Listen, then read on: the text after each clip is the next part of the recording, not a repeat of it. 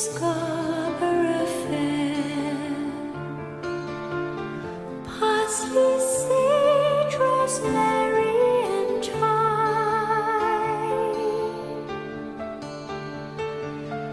Remember me. Olá pessoal, bem-vindos ao Fator Paranormal. Eu sou Cris de Pascoal e neste capítulo eu vou atender aos meus internautas queridos que estão pedindo sobre estar nas rédeas da paixão. Isso é controlável, não é controlável? Como funciona aqui dentro da cabeça da gente? Então vamos lá, pessoal. Hoje, nesse programa, eu irei buscar entender e explicar a vocês os enigmas da paixão.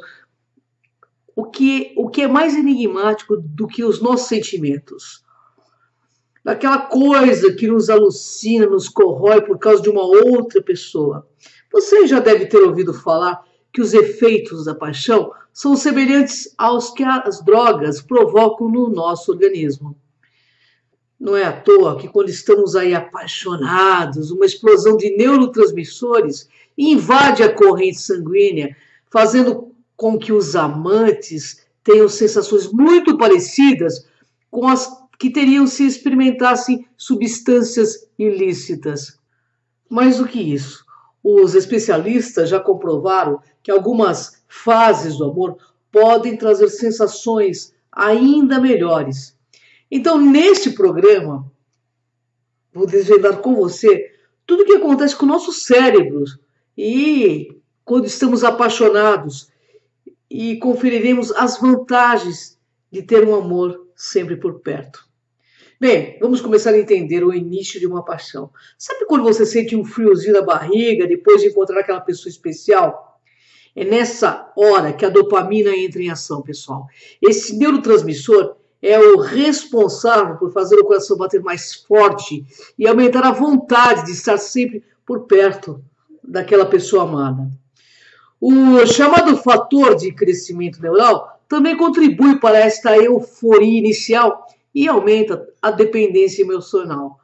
Ainda aí nesse estágio, os níveis de serotonina caem, o que aumenta o desejo sexual. Não, então vamos buscar entender essa coisa chamada paixão que excita a sexualidade. Todo o romantismo da relação é basicamente controlado pelo sistema límbico, que é o centro emocional do nosso cérebro.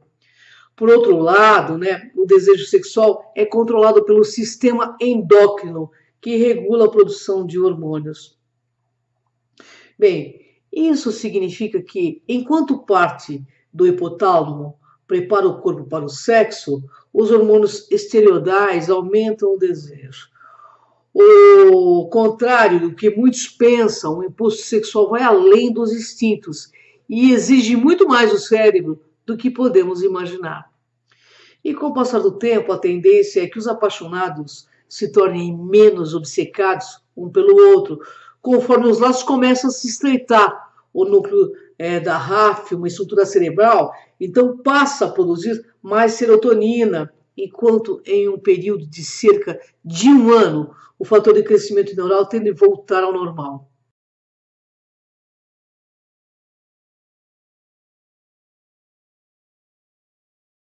Pode parecer menos excitante, mas o aumento da serotonina ajuda a desenvolver uma ligação menos dependente e mais confiante que prepara os casais para relacionamentos mais duráveis.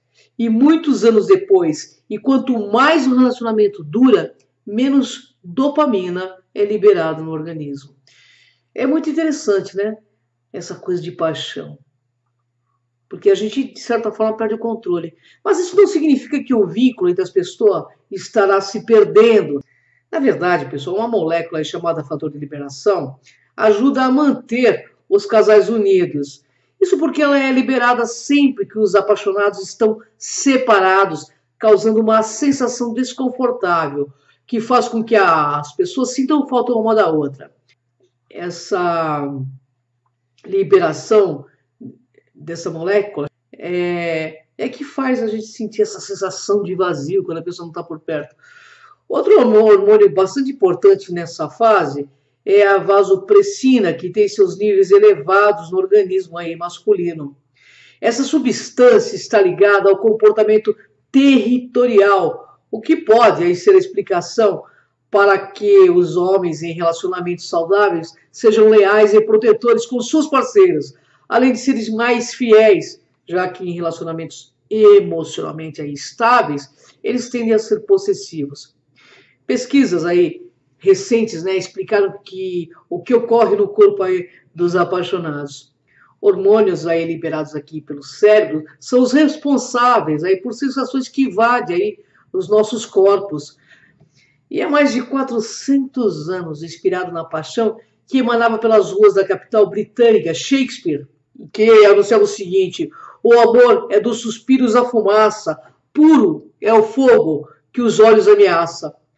Alguns séculos depois, Pablo Neruda, em prosa e verso, dizia: é tão curto o amor e tão longo o esquecimento. E Fernando Pessoa, angustiado com a pulsante Lisboa do século XX, conformava-se. Amo como amo o amor. Não conheço nenhuma outra razão para amar, senão amar.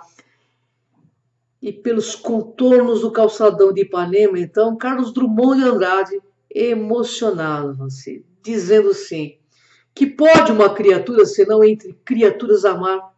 Poetas, escritores, pintores, cineastas, de um jeito ou de outro. Eles viveram tentando entender o que afinal é essa coisa chamada amor, paixão.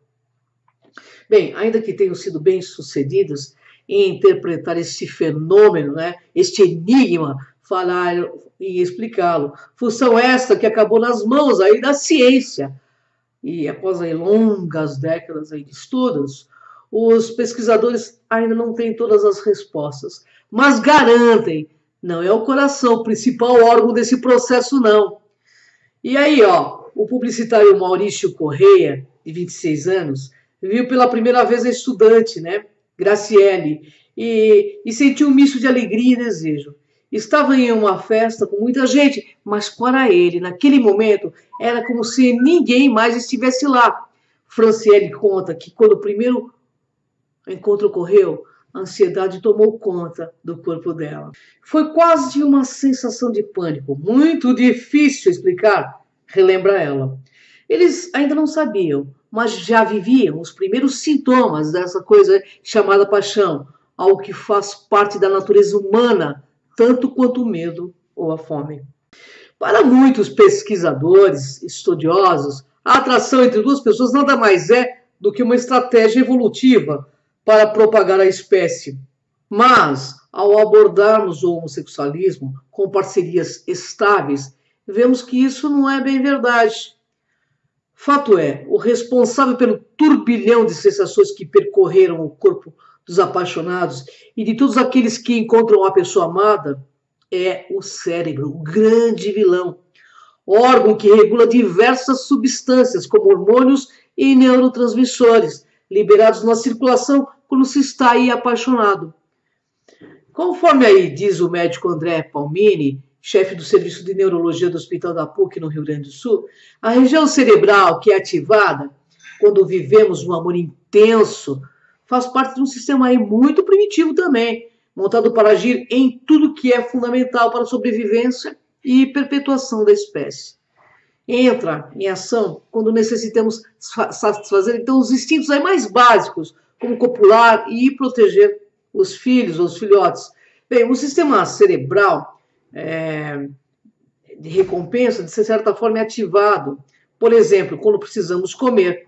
A perspectiva de colocar na boca aí um alimento do qual necessitamos faz com que esse sistema estimule a produção de um hormônio chamado dopamina, que provoca essa sensação aí de satisfação. Por isso, cada vez que vemos a pessoa amada ou tocamos nela, a mesma região cerebral é ativada. Mas será mesmo que opostos se atraem? Bom, em determinadas festas, duas pessoas se conheceram, mas havia várias outras pessoas. Meninas arrumadas e atraentes, meninos fortes, bonitos e bem vestidos. Mas a pessoa só tinha olhos para aquela outra pessoa. E esse, olhos só para ela. Então, vemos, o que define a escolha de um parceiro ainda não é totalmente esclarecido pela ciência, mas estudos recentes já apontaram fatores que podem ajudar a desvendar esse mistério. Um deles é que preferimos pessoas cujo sistema imunológico seja complementar ao nosso, para podermos geralmente gerar descendentes mais variados geneticamente, ou seja, com maior capacidade de resistir às doenças. Defende Renata Flores, aí, professora do Departamento de Genética da Universidade Federal do Rio Grande do Sul. É isso mesmo, que não nos demos conta, sentimos logo de cara, é aquela famosa química aí que rola ou não no primeiro encontro. Mas o amor é complexo, uma coisa muito complexa. Como somos animais racionais, não só motivados por instintos, as questões sociais também contam bastante nessas nossas escolhas. Ainda que busquemos pessoas opostas no quesito imunidade, temos a tendência de nos apaixonar por aquelas parecidas em muitos aspectos, como nível social, cultural, étnico, religioso. E aí, de algum modo, nos apaixonamos por pessoas que são diferentes e parecidas conosco ao mesmo tempo. É simples assim. Bem, há 2 meses namorando oficialmente, as pessoas não tremem mais ao se encontrar. Em compensação, confesso que ainda fico um pouco nervosas quando se veem e permanecem horas pensando um no outro, quando distantes, imaginando os beijos e abraços e carinhos. Eles estão vivendo o que muitos especialistas chamam de segunda fase da paixão. Há cerca de 30 anos, pesquisadores identificaram que os relacionamentos amorosos são constituídos por 3 etapas: atração, envolvimento e vínculo. Em cada fase, aí, diferentes hormônios atuam para manter o casal unido. Explica então a psiquiatra Carmita Bidu, coordenadora do programa de estudos em sexualidade Prosex, do Hospital aí das Clínicas da Faculdade de Medicina da Universidade de São Paulo, aí da USP. No envolvimento, então, a dopamina responsável pela motivação, satisfação e aquela aceleração aí do nosso coração, e a norepinefrina, que pode gerar alegria, energia excessiva, falta de sono e apetite, são os principais hormônios aí atuantes. Viver essa fase é muito bom, mas por melhor que seja, apaixonar-se é estressante para o nosso corpo e também para o nosso cérebro. Ainda que para os apaixonados esse prazer pareça eterno, os especialistas garantem que tem data e hora para acabar. Cogita-se que o período da paixão mais intensa não ultrapassa os 3 anos, pois o nosso organismo passa por mudanças químicas que o protegem. Do contrário, o corpo não suportaria por mais tempo as demandas dessa situação. O apaixonado, no auge da paixão, dorme pouco, não se alimenta direito, não consegue focar em qualquer aspecto da sua vida que não seja o objeto da sua paixão. Calma aí, isso não é motivo para desespero também. A excitação provocada pela paixão, depois de certo tempo, pode ceder lugar a uma terceira etapa considerada pela psiquiatria como um sentimento mais sólido, embasado também em admiração. Bom, esta é a fase do vínculo, que faz os casais criarem uma ligação mais forte, que pode evoluir para o sentimento de amor romântico e manter o casal junto por anos a fio. Ou seja, a paixão é apenas uma das fases do amor e não a sua definição plena. Na terceira fase aí, são outros hormônios que entram em ação. A oxitocina, conhecida como hormônio do amor, é considerada fundamental para manter os relacionamentos por muitos anos. Ela é uma pequena proteína, produzida no cérebro, capaz de estimular as regiões cerebrais que controlam as emoções e o comportamento social. E chamado de hormônio aí da fidelidade, a vasopressina também entra em campo, estimulando a formação de vínculos sociais e de comportamentos reprodutivos, incluindo o sexual e a ligação entre pais, filhos e também animais. Quando essas substâncias aí são ativadas e enviadas à circulação, elas favorecem a formação de laços afetivos mais intensos e preparam terreno para um relacionamento estável. Essa fase para o geneticista Renato Flores é uma estratégia evolutiva de manter a ligação entre o casal, até que um descendente seja gerado e preparado para o mundo. E ela também tem prazo de validade, pessoal. A tendência é que o casal siga se amando pelo menos até o filho crescer. Como os bebês humanos são dependentes e precisam ainda do cuidado dos pais por algum tempo, fomos projetados a permanecer juntos durante esse período, explica Flores. E conforme também o geneticista, essa fase de ligação entre duas pessoas costuma durar de 4 a 6 anos. Depois disso, ocorreria o que ele chama de etapa de renegociação. Se houver alguém melhor lá fora, a tendência é trocar de parceiro para gerar os próximos descendentes. As objetivas e nada poéticas conclusões científicas ainda não têm respostas sobre esse amor eterno. Casais que passam a vida inteira juntos segue sendo um desafio à ciência, uma esperança aos últimos românticos. Ciência vê sem romantismo, pesquisa e questiona por que os relacionamentos acabam. Conforme a psiquiatra Carmita Abdu, o apaixonado geralmente projeta no outro, que é objeto de sua paixão, qualidades e virtudes extremamente idealizadas. Quando a paixão diminui naturalmente, a idealização é substituída por uma visão mais realista do parceiro, o que pode decepcionar e constranger. Esses e outros fatores aí do cotidiano, como a rotina, o estresse, brigas, podem fazer com que o sistema de recompensa do cérebro, sempre ativado, quando estamos com a pessoa amada e que resulta em sensação de prazer e satisfação, pare de ser estimulado na presença do parceiro. Aí o que resta é buscar recompensa em outro lugar. Por isso que há muitas traições. Agora a questão é por que os homens se sentem atraídos por mulheres no estilo aí popozuda. A biologia evolutiva afirma que eles valorizam seios fortes e quadris grandes como indicadores de maior capacidade da mulher amamentar, gestar e dar à luz. E isso não é uma coisa consciente, é uma coisa inconsciente, mas que está na psique humana. E por que as mulheres gostam de homens fortes e bem-sucedidos? A resposta também está na biologia evolutiva.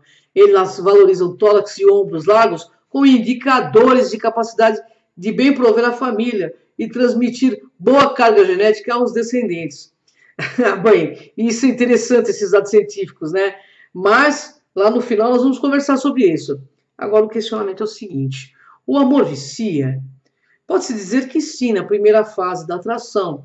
Nos sentimos como que dependentes, meio que viciados na pessoa. E nesta fase que há intensa liberação de dopamina no organismo, o que aumenta a sensação de recompensa afetiva. O mecanismo, então, cerebral é semelhante à dependência de cocaína, explica a psiquiatra Carmita Abdu. Bom, vamos entender como o corpo reage quando estamos apaixonados. E o que define a escolha entre amor e sexo. E desvenda como ocorrem alterações comportamentais quando estamos em love. Tudo começa com um encontro. Os olhares se cruzam e a partir daquele momento a vida de ambos muda de alguma forma. Além da vontade de ficar junto todo o tempo, sintomas como frio na barriga, coração acelerado, tremores e aquela sensação de borboletas no estômago são frequentes aí em pessoas apaixonadas. Porém, o que realmente acontece com o nosso corpo quando nós estamos apaixonados? A ciência vem buscando desvendar as alterações que ocorrem no corpo de quem se encontra nesse estado de graça. E ao contrário do que se pensa, não é o coração o órgão principal aí deste processo.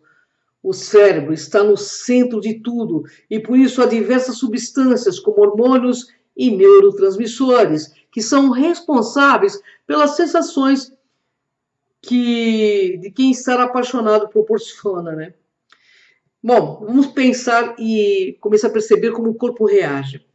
Diversos estudos realizados com ressonância magnética demonstram que o cérebro realmente se altera quando a pessoa está apaixonada. Um deles foi dirigido pelos pesquisadores ingleses Andreas Bartels e Semerzak, com alguns voluntários.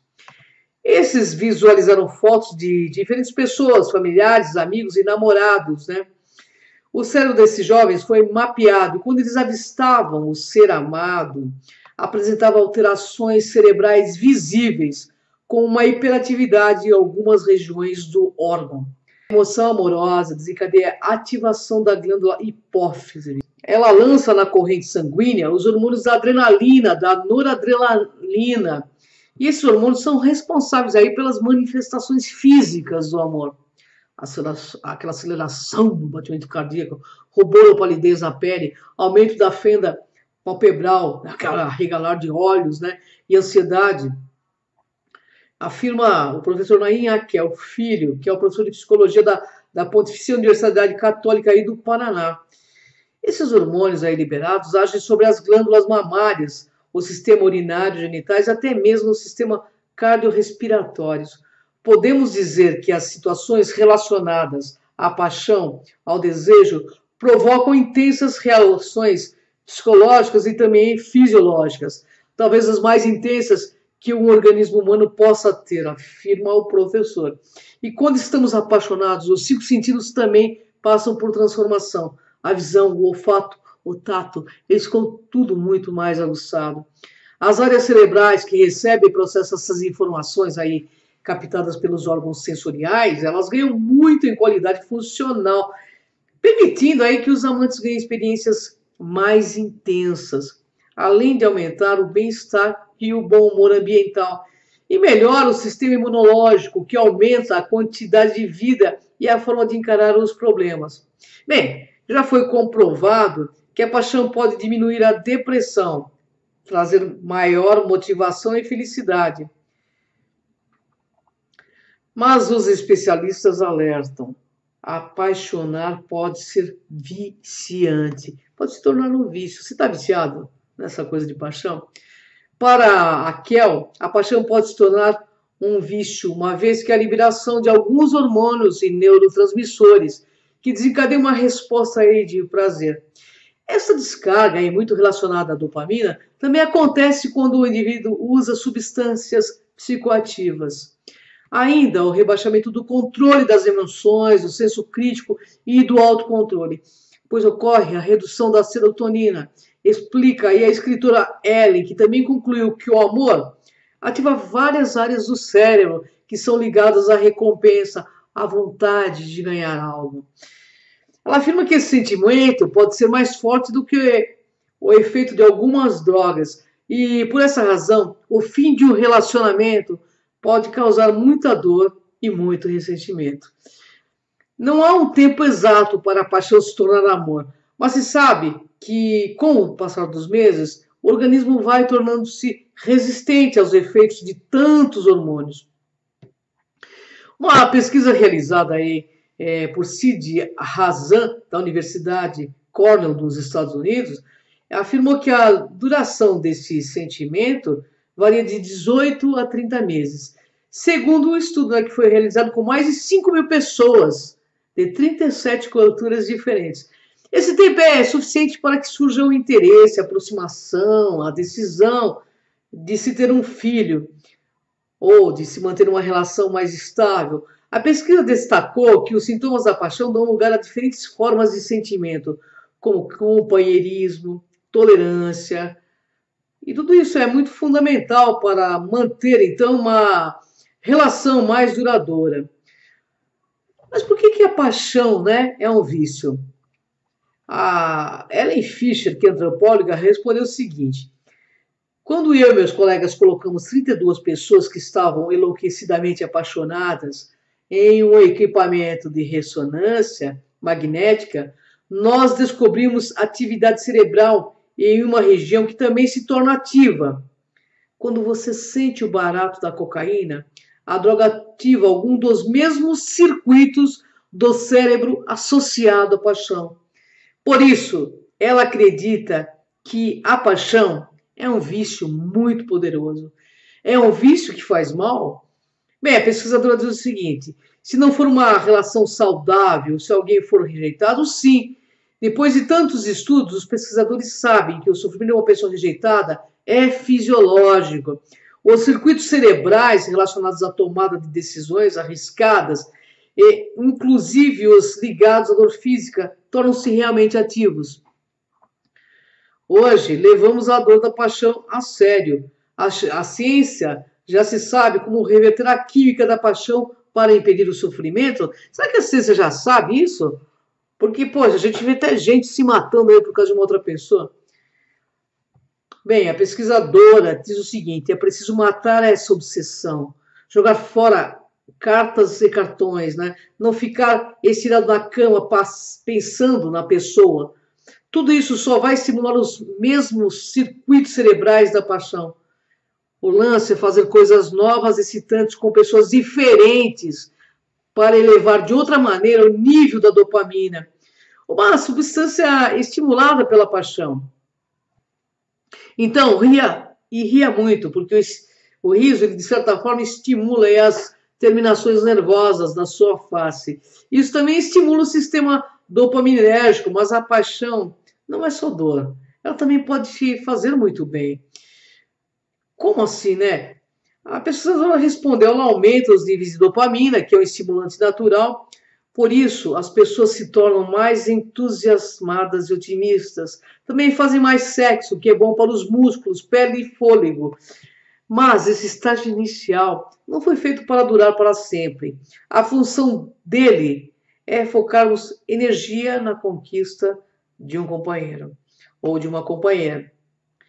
Bom, seria possível prolongar esse efeito da paixão? Ela disse o seguinte: uma estratégia é fazer coisas novas junto, tirar férias, viajar para lugares desconhecidos, fazer sexo em locais diferentes. A novidade estimula o sistema de dopamina no cérebro e ajuda a manter o romance excitante. Mas a melhor maneira para que a paixão dure por muito tempo é escolher uma pessoa que tenha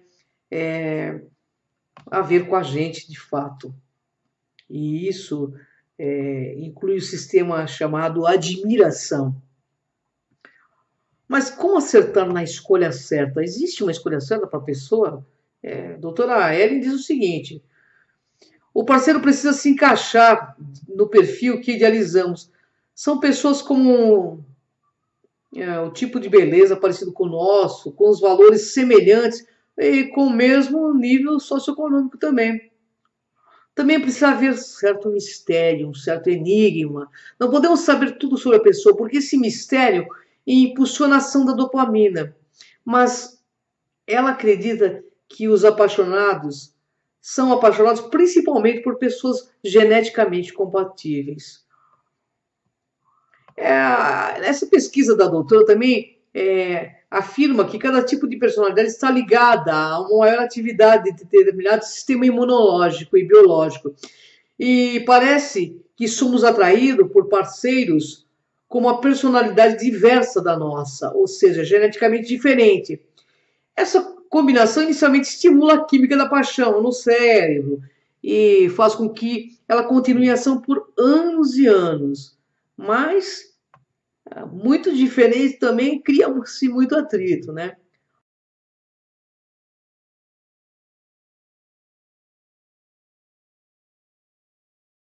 Ela divide esses tipos de personalidades em quatro. Ela divide em quatro categorias.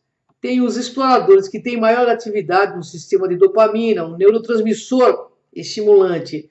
Os construtores, no sistema de serotonina, que é calmante. Os negociadores apresentam maior atividade no sistema de estrogênio, hormônio ligado a uma postura controladora. E os diretores têm maior atividade no sistema de testosterona, hormônio associado aos comportamentos mais agressivos. Mas aí que tá. Como identificar qual é o nosso tipo genético ou de um possível parceiro, parceira? Bem, os exploradores são pessoas curiosas, criativas, espontâneas, irreverentes, que gostam, né, de correr riscos e procuram novidades. Os construtores tendem a ser calmos, sociáveis, populares, tradicionais, cautelosos, mas não medrosos. Já os negociadores têm grande habilidade para lidar com as pessoas, são muito empáticos, tendem a ser bons para fazer planejamento de longo prazo. Agora, os dominadores são bons para lidar com sistemas, com regras, tendem a ser lógicos, mas não há uma combinação ideal entre esses tipos de personalidade. Cada um terá suas vantagens e também os seus problemas. A revista Época questionou a pesquisadora numa entrevista. E o questionamento foi o seguinte: Seus estudos ensinaram a senhora a controlar a paixão? Ela disse o seguinte: eu me casei com 23 anos e me separei poucos meses depois. Tive 4 relacionamentos muito longos e muito satisfatórios. Eu sei um bocado de coisas sobre a paixão, mas sou como qualquer outro tolo quando estou apaixonado. Então, pessoal, nesses casos devemos aumentar o nosso nível de luz interna e ativar frequências mais elevadas a nível consciencial para atrairmos, né, para as nossas vidas pessoas mais empáticas com nossa frequência, com o nosso modus operandi.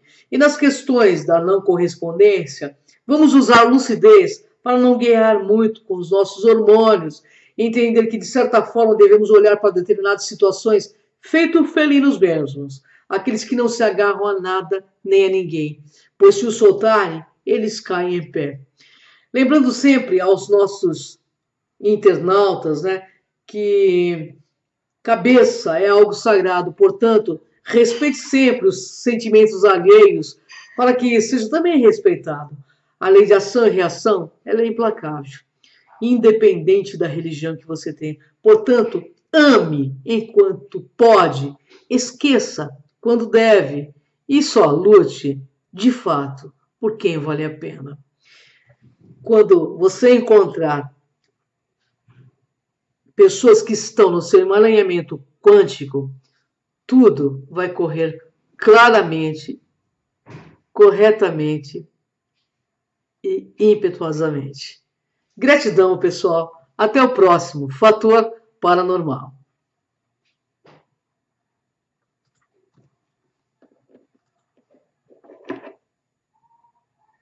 Ela divide esses tipos de personalidades em 4.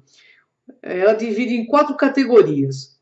Tem os exploradores que têm maior atividade no sistema de dopamina, um neurotransmissor estimulante. Os construtores no sistema de serotonina, que é calmante. Os negociadores apresentam maior atividade no sistema de estrogênio, hormônio ligado a uma postura controladora. E os diretores têm maior atividade no sistema de testosterona, hormônio associado aos comportamentos mais agressivos. Mas aí que tá. Como identificar qual é o nosso tipo genético ou de um possível parceiro ou parceira? Bem, os exploradores são pessoas curiosas, criativas, espontâneas, irreverantes, que gostam, né, de correr riscos e procuram novidades. Os construtores tendem a ser calmos, sociáveis, populares, tradicionais, cautelosos, mas não medrosos. Já os negociadores têm grande habilidade para lidar com as pessoas, são muito empáticos, tendem a ser bons para fazer planejamento de longo prazo. Agora, os dominadores são bons para lidar com sistemas, com regras, tendem a ser lógicos. Mas não há uma combinação ideal entre esses tipos de personalidade. Cada um terá suas vantagens e também os seus problemas. A revista Época questionou a pesquisadora numa entrevista. E o questionamento foi o seguinte: seus estudos ensinaram a senhora a controlar a paixão?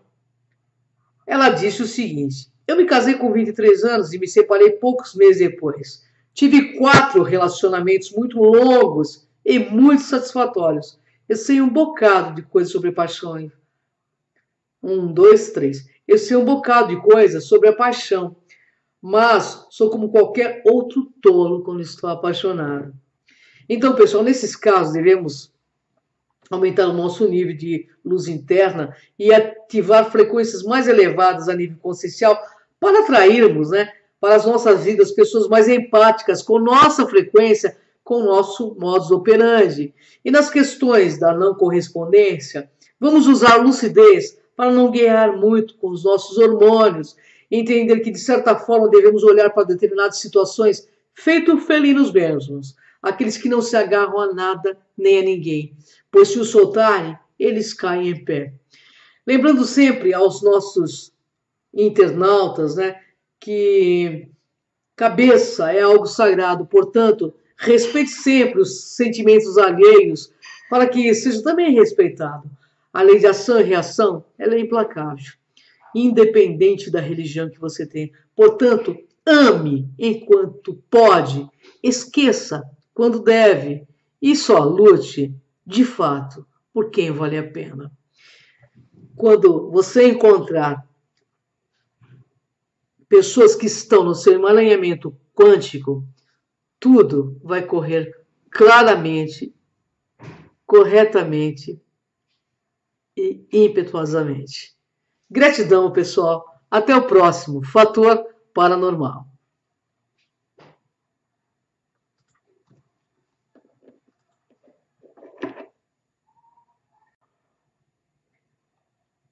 Ela divide esses tipos de personalidades em quatro. Ela divide em quatro categorias.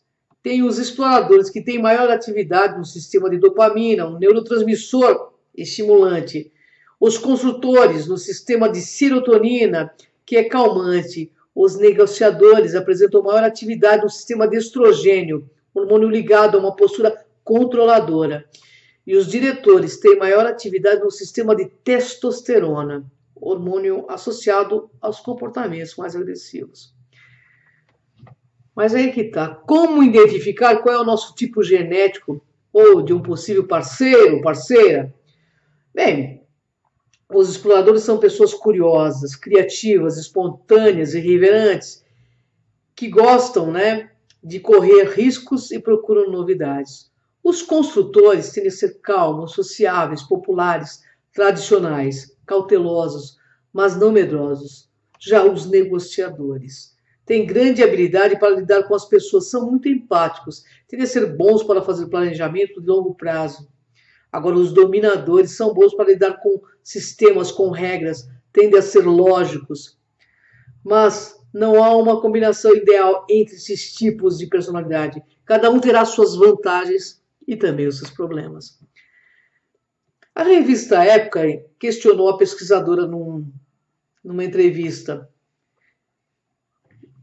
E o questionamento foi o seguinte: seus estudos ensinaram a senhora a controlar a paixão? Ela disse o seguinte: eu me casei com 23 anos e me separei poucos meses depois. Tive 4 relacionamentos muito longos e muito satisfatórios. Eu sei um bocado de coisas sobre paixão.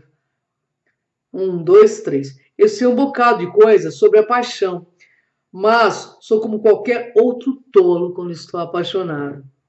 Então, pessoal, nesses casos devemos aumentar o nosso nível de luz interna e ativar frequências mais elevadas a nível consciencial para atrairmos, para as nossas vidas pessoas mais empáticas com nossa frequência, com o nosso modus operandi. E nas questões da não correspondência, vamos usar a lucidez para não guerrear muito com os nossos hormônios, entender que, de certa forma, devemos olhar para determinadas situações feito felinos mesmos, aqueles que não se agarram a nada nem a ninguém, pois se os soltarem, eles caem em pé. Lembrando sempre aos nossos internautas, que cabeça é algo sagrado, portanto, respeite sempre os sentimentos alheios para que seja também respeitado. A lei de ação e reação, ela é implacável, independente da religião que você tem. Portanto, ame enquanto pode, esqueça quando deve e só lute, de fato, por quem vale a pena. Quando você encontrar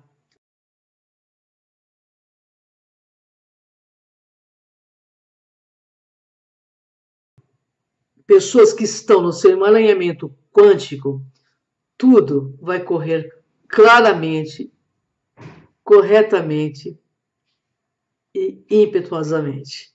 Gratidão, pessoal. Até o próximo Fator Paranormal.